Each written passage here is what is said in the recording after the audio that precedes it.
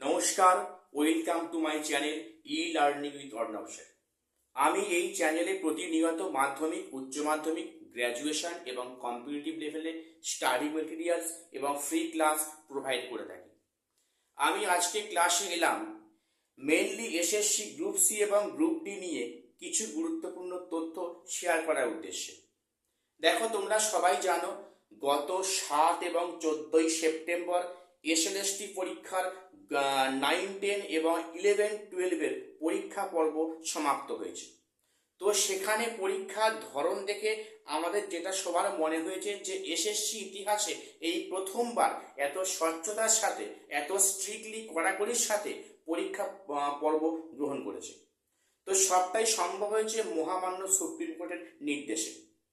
তো আমি সে বিষয়ে আসছি না।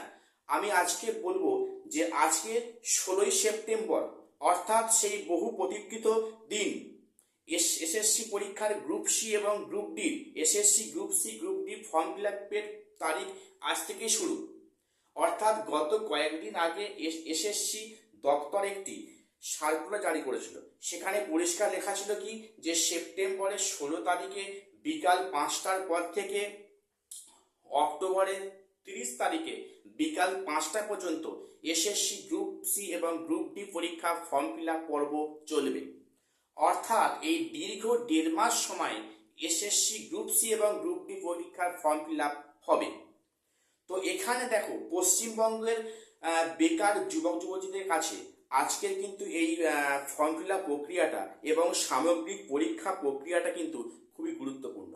কেন না, যেখানে এসএসসি গ্রুপ সি পরীক্ষার মিনিমাম যোগ্যতা রাখা হয়েছে মাধ্যমিক পাস, ক্লাস 10th পাস, এবং গ্রুপ ডি পরীক্ষার যোগ্যতা রাখা হয়েছে ক্লাস 8 পাস। অর্থাৎ এখানে কিন্তু একটা হিউজ পরিমাণে ভ্যাকান্সি আছে এবং বেকার যুবক যুবতীদের কাছে এটা একটা আশার আলো। এবার দেখো, আমি আজকে যে কারণে ক্লাসে এলাম, তো আজকের সেই 16 তারিখ তোমাদের বিকাল 5টার পর থেকে SSC group C group D পরীক্ষার ফর্ম ফিল আপ পর্ব শুরু হচ্ছে।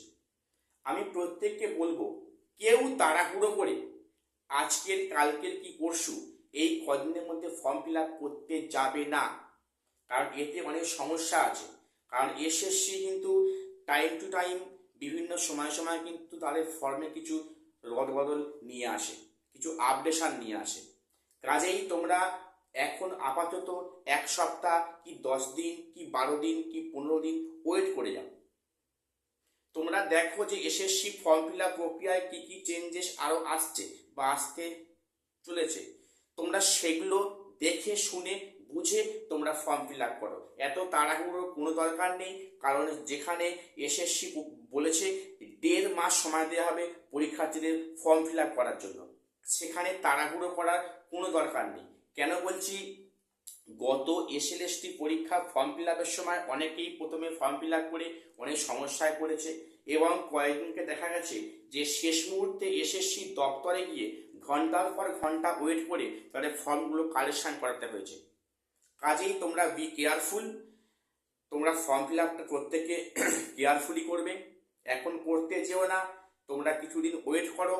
তোমরা ইউটিউবে বিভিন্ন ভিডিও দেখো, আমিও তোমাদের ভিডিও এই সম্বন্ধে অবশ্যই পোস্ট করব। তোমরা জেনে শুনে সঠিক ঘরে সঠিক তথ্য প্রদান করে ফর্ম ফিল আপ করবে, কারণ এখানে কিন্তু ভুল হলে পরবর্তী ক্ষেত্রে তোমাদের অনেক সমস্যা হতে পারে। তো আজকের আমার ক্লাসে এটুকুই বলার ছিল। আমি এই চ্যানেলে প্রতিনিয়ত ফ্রি ক্লাস প্রোভাইড করে থাকি, ইংলিশ, বিশেষ করে ইংলিশ গ্রামারের উপরে। আশা করছি আমার চ্যানেল তোমরা প্রত্যেকে ফলো করবে এবং যদি আমার ভিডিওগুলো তোমাদের হেল্পফুল মনে হয় অবশ্যই চ্যানেলটিকে সাবস্ক্রাইব করে রাখবে। আর অবশ্যই করে ভিডিও একটি লাইক করো, কারণ তোমাদের একটি লাইক আমাকে উৎসাহিত করে পরবর্তী ভিডিও বানানোর ক্ষেত্রে। তো আজকে এখানে শেষ করলাম, দেখা হচ্ছে পরে কোনো আপডেট নিয়ে।